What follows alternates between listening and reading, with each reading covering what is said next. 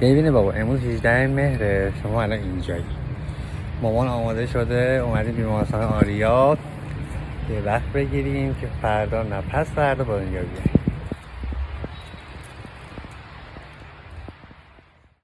امروز 23 مهر ماه 1400 ساعت 6:30 صبح داریم میریم بیمارستان. مامان در سال همیشه آماده کرده که بریم، بکنم ساعت 8:30 یا 9 به دنیا بیاییم. بوزش تا بدیم